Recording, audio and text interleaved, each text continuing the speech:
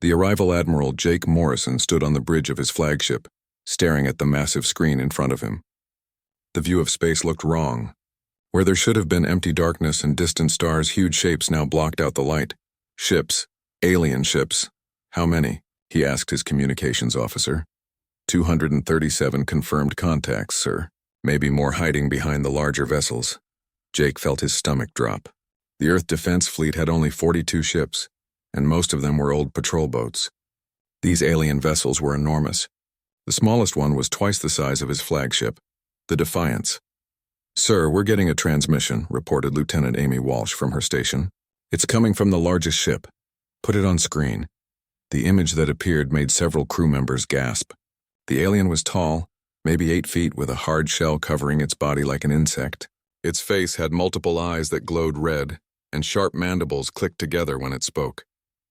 Behind it, dozens of similar creatures moved around what looked like a command center. "Humans of Earth," the alien said in perfect English. "I am Hive Lord Zephys of the Vorthak Dominion. Your species has been judged inferior. You occupy a world that rightfully belongs to the Dominion." Jake stepped forward. "This is Admiral Morrison of the Earth Defense Fleet. Earth belongs to humanity. We won't surrender our home." The alien's mandibles clicked faster, which Jake guessed might be laughter. "You misunderstand, primitive creature. This is not a negotiation. You have 7 of your planetary rotations to surrender unconditionally. After that time, your species will be eliminated. And if we surrender?" Jake asked, though he already suspected the answer. "You will be relocated to work colonies where your kind may serve the Dominion until natural extinction occurs. This is more mercy than most inferior species receive." The transmission ended. The bridge fell silent except for the hum of computers and life support systems. Dr. Lisa Carter had been watching from the science station. She was the Earth's leading expert on xenobiology, though until today that had been purely theoretical. "Admiral, did you notice something strange about that transmission?" "You mean besides the fact that giant bug aliens want to kill us all?" "They knew our language perfectly. They've been watching us for a long time, studying us, but..." She paused, looking at her readings. "I don't think they understand us as well as they think they do." Jake walked over to her station. "What do you mean?" "Look at this." She pointed to her screen showing energy readings from the alien fleet. Their shields work on a rotating frequency pattern. It's very advanced, but it follows a predictable cycle. They're using the same pattern on every ship. So they think like a hive mind. Every ship does exactly the same thing at exactly the same time, but humans don't work that way.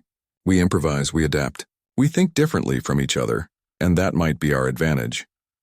Before Jake could respond, Captain Tony Rodriguez's voice came over the communication system. He was commanding the Aurora, a fast reconnaissance ship currently hiding behind a large asteroid. "Admiral, I'm picking up more alien communications. They're not trying to hide their transmissions at all." "What are they saying?" "Mostly tactical reports, but I caught something interesting. They refer to us as the Infestation, and they keep mentioning something called a cleansing protocol. Sir, I don't think they plan to honor any surrender. They want to kill every human regardless." Jake felt anger rise in his chest. He had served in the Earth Defense Fleet for 25 years, defending against pirates and protecting trade routes. But this was different. This was his species' survival. "Rodriguez, get back here safely. Walsh, get me a direct line to Earth Command." Within minutes, Jake was talking to President Helen Brooks and General Chris Palmer. The president looked tired. She had probably been in emergency meetings since the alien fleet appeared. "Admiral, what's your assessment?" she asked. "Ma'am, they're not here to conquer us. They're here to exterminate us. Whether we surrender or fight, the result will be the same." General Palmer leaned forward. "How long do we have?" 7 days. "But I recommend we start preparations immediately. We need to evacuate the major cities and get our people underground or off-world if possible." "What about our military response?" the president asked. Jake looked at the tactical display showing the massive alien fleet. "Ma'am, we're outgunned about 50 to 1. In a straight fight, we'll lose. But Dr. Carter thinks we might have some advantages they don't expect." Lisa stepped into view of the camera. "Madam President, these aliens appear to think in very rigid patterns. They probably expect us to line up our ships and fight them in formation, ship to ship. But humans have never fought that way when we're outnumbered. What do you suggest?" "Guerrilla tactics. Hit-and-run attacks. Use our smaller size and better knowledge of local space. Make them fight on our terms, not theirs. The president was quiet for a moment. Do it. Admiral Morrison, you have full authority to prepare our defense. General Palmer will coordinate ground preparations. Dr. Carter, I want you to learn everything possible about these aliens in the next 7 days. After the call ended, Jake gathered his senior officers. I want every ship in the fleet refitted for stealth operations. Remove unnecessary weight, boost the engines, and load up on long-range missiles. We're going to make these aliens regret coming to our system. Lieutenant Walsh raised her hand. Sir, what about the civilians? That's not our job anymore. Our job is to hurt the aliens so badly that Earth's ground defenses have a chance. We probably won't survive this, but maybe humanity will. Dr. Carter was already working at her station, analyzing every piece of data they had collected from the alien fleet. Admiral, I'm detecting something else. These ships are designed for long-range travel, but they're not built for extended combat operations. I think they expect this to be quick. How quick? Based on their energy consumption patterns, maybe a few weeks at most. They don't have the supplies for a long war. Jake smiled grimly. Then we'll give them a long war. As the Defiance and the rest of the human fleet began preparations for the most important battle in human history, Jake looked out at the alien ships one more time. They thought humans were just another primitive species to be eliminated. They were about to learn how wrong they were. The 7-day countdown had begun, but Jake Morrison was no longer thinking about surrender. He was thinking about survival, resistance, and showing these aliens that humanity would not go quietly into the darkness. The first phase of the war for Earth's survival was about to begin. The storm breaks the attack began exactly 7 days after the ultimatum, just as Hive Lord Zephys had promised. Lieutenant Commander Amy Walsh watched from Luna Base as bright flashes erupted across Earth's surface. Each flash meant another city was dying. New York is gone, reported her tactical officer. London, Tokyo, Moscow. They're hitting every major population center simultaneously. Amy gripped the railing of the observation deck. She had grown up in New York. Her parents, her sister, her childhood friends, they were all down there. But she couldn't think about that now. She had a job to do. How many ships are heading our way? She asked. 12 alien vessels, Commander. They'll reach Luna Base in 40 minutes. Amy looked at her small fleet of fighters. 48 pilots, the best Earth had trained, against 12 ships that were each larger than Earth's biggest battleships. The math was simple and terrible. All pilots to their fighters. This is what we trained for. As her pilots ran to their ships, Amy opened a communication channel to Earth. General Chris Palmer's face appeared on her screen. Behind him, she could see smoke and chaos. Commander Walsh, what's your status? 12 alien ships approaching Luna Base, sir. We'll do what we can. Amy, the general said, using her first name for the first time ever.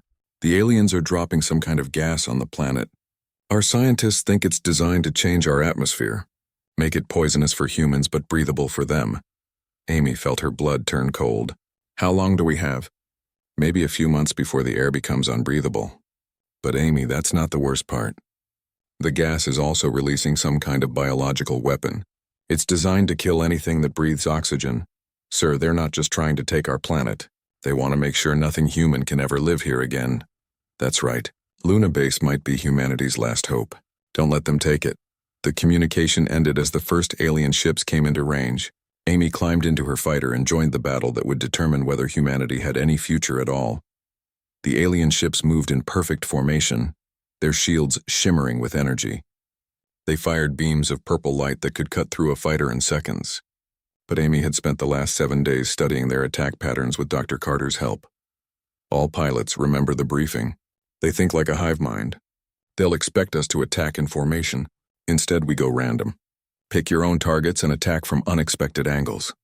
Amy dove her fighter toward the largest alien ship, then suddenly rolled left and targeted a smaller vessel. Around her, the other human pilots did the same thing.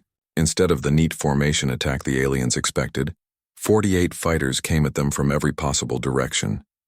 The alien ships hesitated for just a moment, their formation wavering. In that moment of confusion, Amy's pilots struck. 3 alien ships exploded as human missiles found weak spots in their shields. But the aliens learned fast.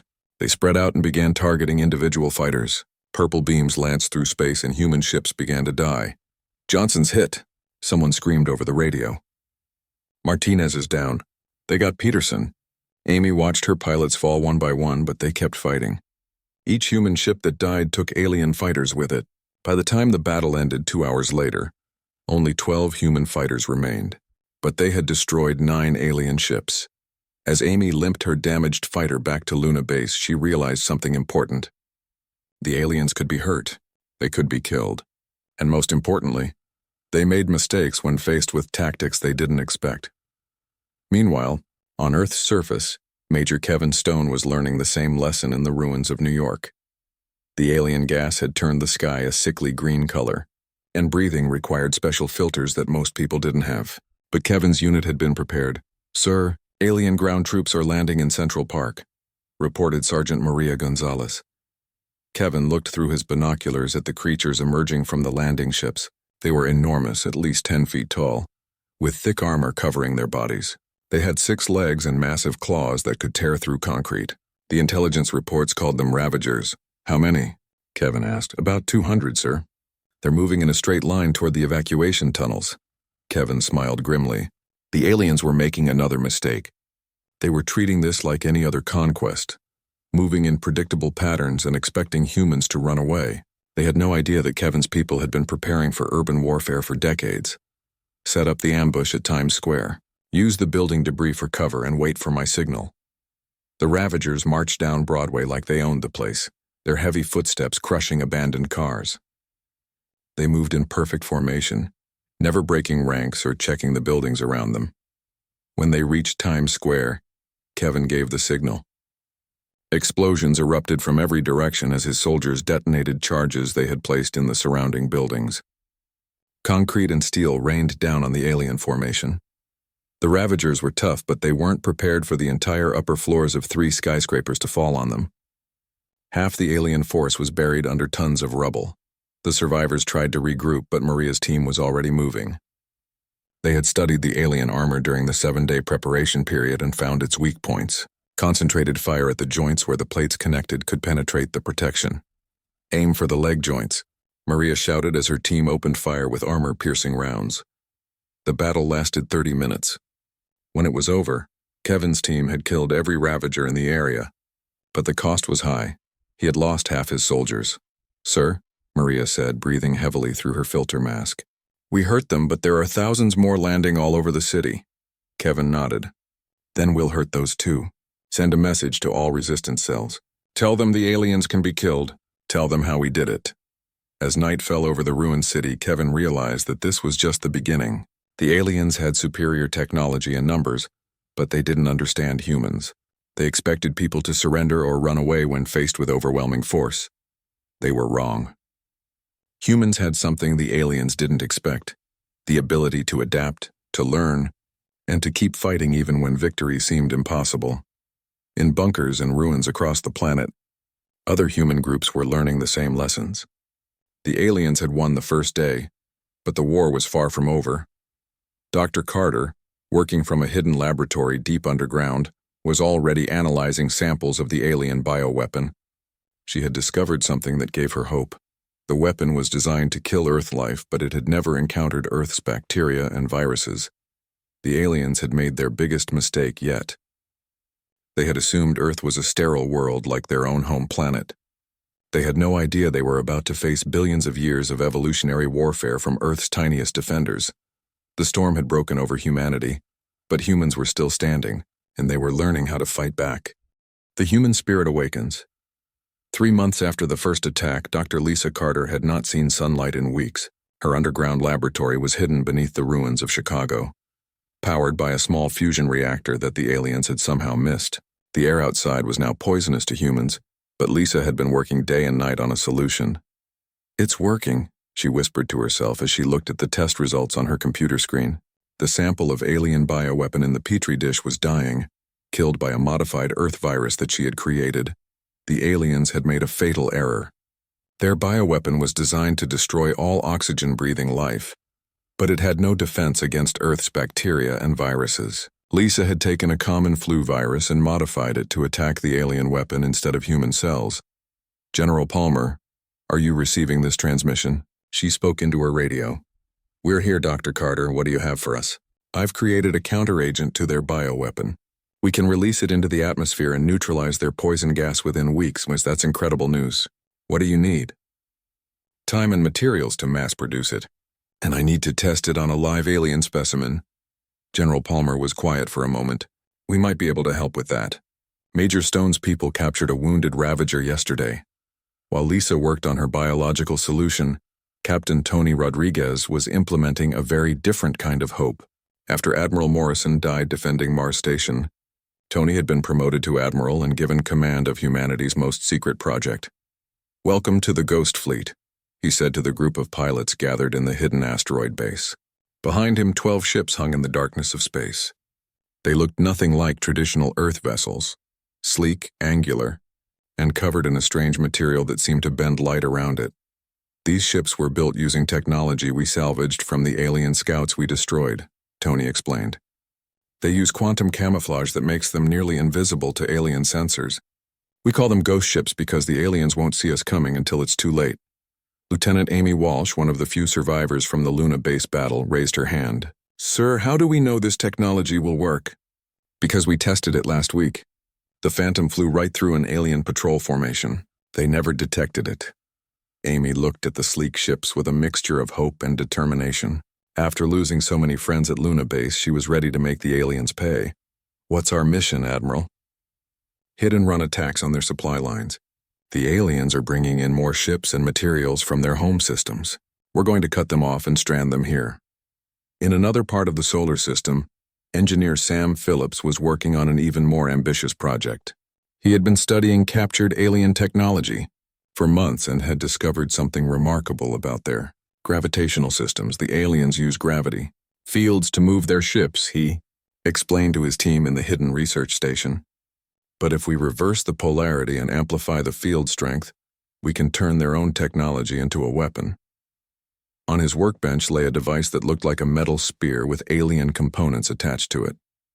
I call it a kinetic harpoon.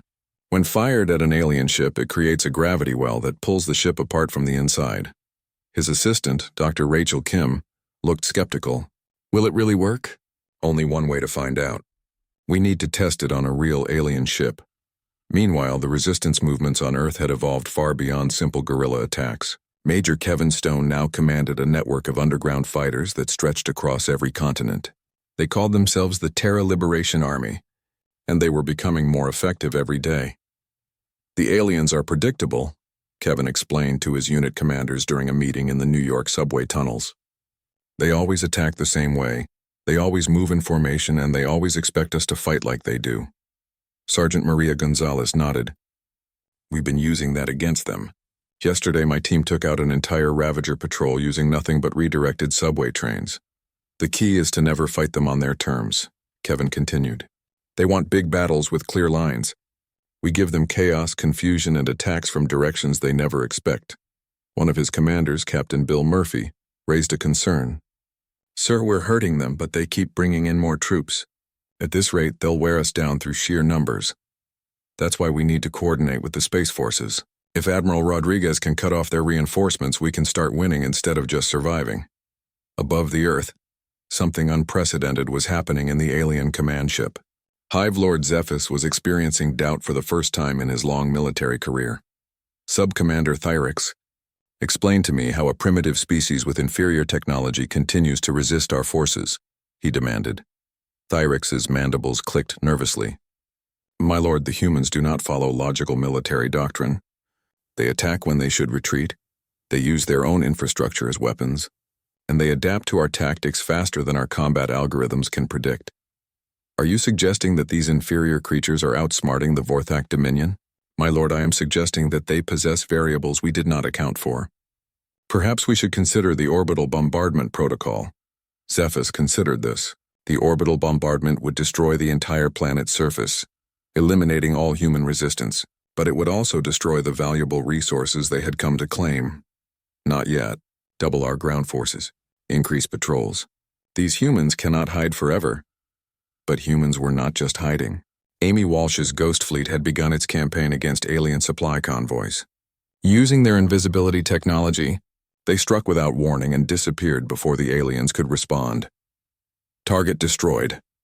Amy reported after her ship's missiles turned an alien transport into debris. No survivors, no distress signal sent. Excellent work, Phantom Squadron, Admiral Rodriguez replied. The aliens are starting to realize that their convoys are disappearing, but they don't know why. Dr. Carter had successfully tested her viral counteragent on the captured Ravager. The alien bioweapon was neutralized within hours of exposure. Now she was preparing to release it planet-wide. This will take time to spread through the entire atmosphere, she warned General Palmer. Maybe 6 weeks before we can breathe surface air again. Do it, Palmer ordered. It's time to take our planet back. As Lisa released her counter-virus into the wind outside her laboratory, she smiled for the first time in months. The aliens had thought they could terraform Earth for their own use. They were about to learn that Earth's biology was far more resilient and dangerous than they had imagined. The tide was beginning to turn, but the hardest fighting still lay ahead. The Tide Turns Admiral Tony Rodriguez stood on the bridge of his flagship, the New Terra, watching the alien supply convoy approach through the asteroid field. 6 months ago, this ship had been called Death's Herald and belonged to the Vorthak fleet. Now it flew under human command, its hull painted with Earth's blue and white colors. All Ghost Fleet units, this is Admiral Rodriguez. Operation Phoenix begins now. Remember, we hit fast and we hit hard. Don't give them time to call for help. Around him, 24 ships moved through space like hunting sharks. Half were human-built ghost ships invisible to alien sensors. The other half were captured Vorthak vessels, now crewed by humans who had learned to use alien technology better than the aliens themselves. The convoy never saw them coming. Kinetic harpoons designed by Sam Phillips tore through alien shields like they were made of paper. The weapons used the aliens' own gravity technology against them, creating massive tears in their ship hulls. Convoy destroyed, reported Captain Amy Walsh from her ghost ship Phantom. All 12 transport vessels eliminated. No survivors. Excellent work.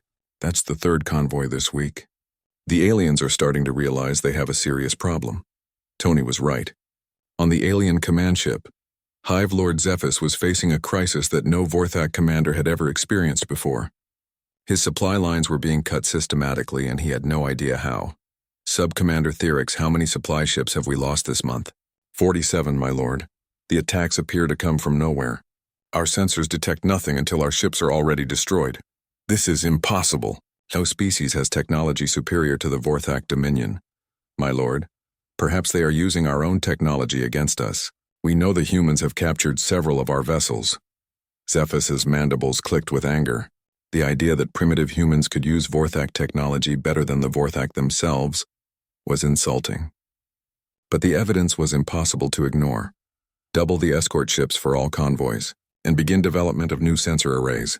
These ghost attacks must stop. But the humans had already moved on to their next phase. Dr. Lisa Carter's viral counteragent had spread through Earth's atmosphere faster than anyone expected. The alien bioweapon was dying everywhere it encountered Earth's modified virus. The air quality readings are incredible, she reported to General Palmer from her underground laboratory. We can remove our breathing filters in most areas. The planet is healing itself. That's wonderful news, Doctor, but we have an even bigger success to report. The viral agent isn't just neutralizing their bioweapon, it's affecting the aliens themselves. Lisa's eyes widened. What do you mean? The Ravagers are getting sick. Their armor is starting to crack and fall off. Whatever virus you created, it's eating away at their natural defenses. Lisa quickly pulled up her research data. Of course! I modified the virus to attack the same protein structures found in their bioweapon. But those same structures exist in Vorthak biology. We've accidentally created a biological weapon that targets the aliens specifically. On the surface, Major Kevin Stone was seeing the effects firsthand. His Terra Liberation Army had grown from a few hundred survivors to over 50,000 fighters. With the air becoming breathable again and the aliens getting weaker, human resistance was exploding across the planet. The Ravagers in Sector 7 are retreating, reported Sergeant Maria Gonzalez. Their armor is falling apart and they can barely walk. Kevin looked through his binoculars at a group of alien ground troops trying to evacuate their base. The massive creatures that had seemed invincible 6 months ago now looked sick and vulnerable. Their once shining armor was cracked and discolored. Press the attack. Don't give them time to regroup. Use the new weapons Sam Phillips sent us. The new weapons were modified alien energy rifles that human engineers had improved. They were lighter, more accurate, and more powerful than the original Vorthak versions. The aliens had created superior technology, but humans had made it even better. The battle for the alien base lasted only 2 hours. When it was over, Kevin's forces had captured enough alien equipment to arm 3 more resistance cells, but more importantly, they had captured alien prisoners for the first time. "Sir, what should we do with them?" asked Captain Bill Murphy, gesturing toward a group of sick ravagers. "Get them to Dr. Carter. She'll want to study the effects of her virus. But treat them well. We're not like them." While the ground war turned in humanity's favor, Captain Linda Hayes was preparing for the most dangerous mission of the war. She had volunteered to lead a commando team aboard the Vorthak command ship, the massive dreadnought Eternal Dominion. "The plan is simple," she explained to her 12-person team as their captured alien shuttle approached the command ship. "We get inside during the shift change, plant Phillips's kinetic charges throughout the power core, and get out before they realize we're there." "Simple," muttered Sergeant Joe Miller. "Sneak aboard a ship with 10,000 hostile aliens, plant bombs, and escape. What could go wrong?" "Everything," Linda replied honestly. "But if we succeed, we cut the head off the snake. Without their command ship, the alien fleet will be disorganized and confused." The shuttle docked successfully. Linda's team, disguised in captured alien armor, moved through the ship's corridors. The Vorthak were so used to their rigid hierarchy that they never questioned orders from apparent superiors. "Power core is ahead," whispered Linda through her communicator. "Remember, we have 20 minutes to plant all charges and get back to the shuttle." But as they approached the power core, something unexpected happened. The ship's internal communication system activated, and a strange sound filled the corridors. It was human music, specifically a symphony by Beethoven. "What is that noise?" demanded a Vorthak officer over the ship's speakers. Another officer replied, "The humans have been broadcasting these sounds into our communication networks for weeks. Our technical specialists cannot filter them out." Linda smiled inside her helmet. The psychological warfare campaign had been General Palmer's idea. Human art, music, and literature were being transmitted into alien networks not as threats, but as examples of human creativity and emotion.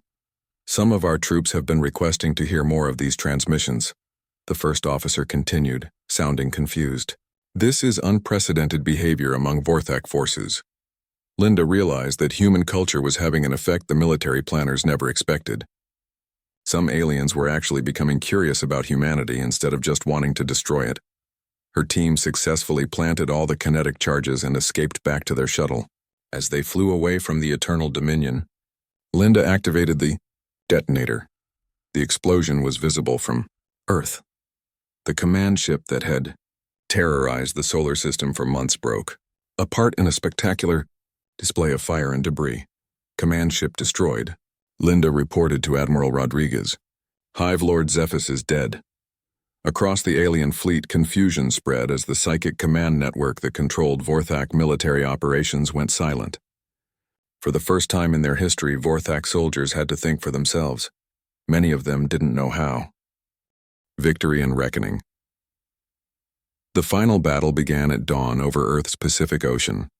Admiral Tony Rodriguez stood on the bridge of the New Terra, watching as the largest space battle in human history unfolded around him. The remaining Vorthak fleet, now leaderless and desperate, had gathered for one last attempt to destroy humanity. "All ships, this is Admiral Rodriguez. Today we finish what they started. Show them what happens when you threaten Earth." Behind him flew a fleet that would have been impossible to imagine a year ago. Ghost ships moved like phantoms through space. Captured alien dreadnoughts fired weapons designed by their former enemies, and new human vessels built with hybrid technology that surpassed anything either species had created alone.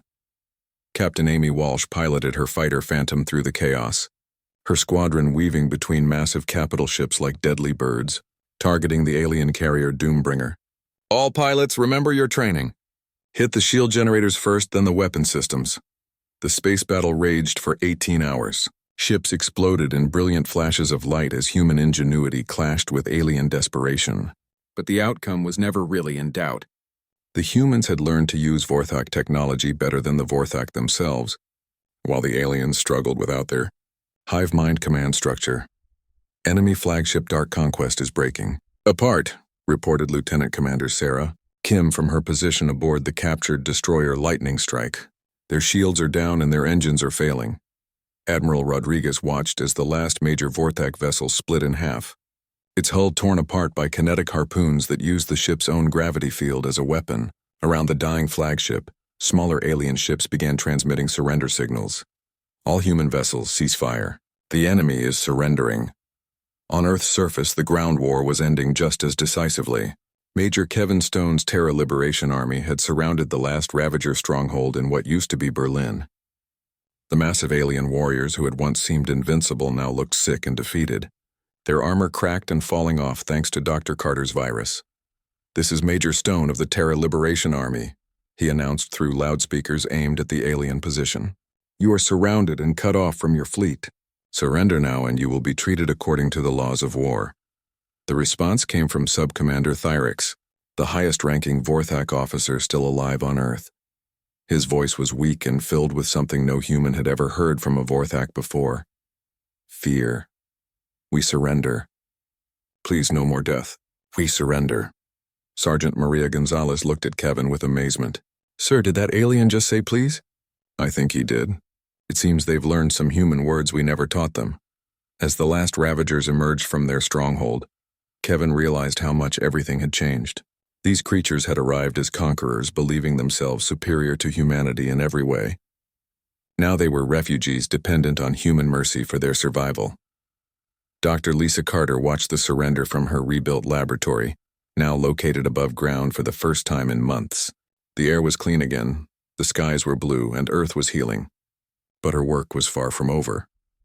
"General Palmer, the biological analysis of the surrendered aliens shows something interesting," she reported. "The virus didn't just make them sick. It changed them somehow. They're showing increased brain activity in areas associated with individual thinking." "What does that mean?" "I think the virus accidentally broke down part of their hive mind conditioning. For the first time in their species' history, these Vorthak are thinking as individuals instead of as a collective." This discovery explained something that had puzzled human commanders throughout the final weeks of the war. Vorthak soldiers had begun making decisions on their own, some even helping human forces against their own kind. Without their hive mind connection, they were becoming something new. 6 months after the surrender, President Helen Brooks stood before the United Nations to announce humanity's greatest achievement. Behind her, a massive screen showed images of Earth's first interstellar fleet preparing for launch. "Today marks a new chapter in human history," she began.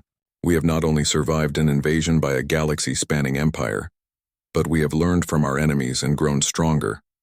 The ships you see behind me represent the fusion of human creativity with Vorthak technology."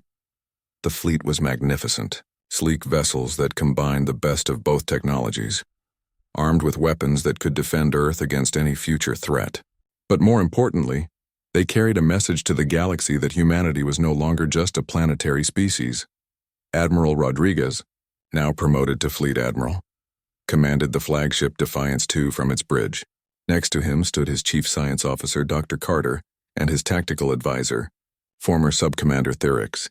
"It still amazes me," Thyrix said in his improving English, "how quickly your species adapted to our technology. In Vorthak history, it usually takes centuries for a species to master such systems."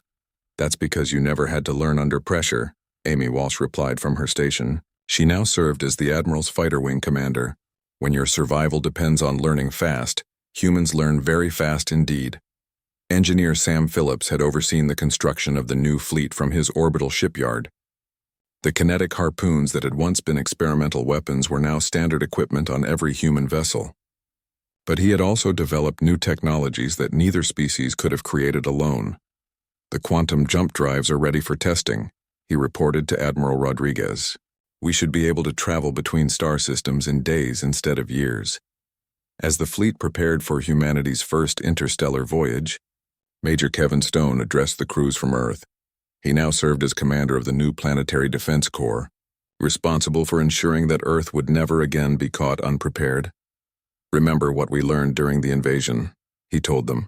"Humanity's greatest strength isn't our technology or our weapons. It's our ability to adapt, to learn, and to keep fighting even when victory seems impossible." The fleet launched on a Tuesday morning, Earth time, As the ships engaged their quantum drives and disappeared into the depths of space, they carried with them a simple message for any species that might threaten humanity in the future. Dr. Carter had written the message herself, and it was broadcast in every known galactic language. This is humanity. We are explorers, not conquerors. We seek friendship and trade with all peaceful species. But to any who would threaten our worlds or our people, remember this. We are the species that defeated the Vorthak Dominion using their own weapons against them. We turn every attack into a lesson, every enemy weapon into our own tool. Test us at your own risk, Sub-Commander Thyrix, now serving as humanity's first alien ambassador, read the message and clicked his mandibles in what humans had learned was Vorthak laughter. Your species truly is remarkable, he said to President Brooks. The Vorthak came here to destroy what they saw as an inferior civilization. Instead, they gave you the tools to become the most dangerous species in the galaxy. Dangerous to enemies, the President corrected, but loyal to friends. The question is, which do you choose to be? Thyrix looked out at the stars where human ships now traveled, carrying Earth's message to the galaxy. I choose to be your friend. My people made the mistake of underestimating humanity once. I do not think anyone will make that mistake again. As Earth's sun set over the rebuilt cities, humanity looked to the stars with confidence. They had proven that no matter how advanced or numerous their enemies might be, the human spirit could not be conquered. They had taken the worst that the galaxy could throw at them and emerged stronger than ever. The age of humanity among the stars had begun.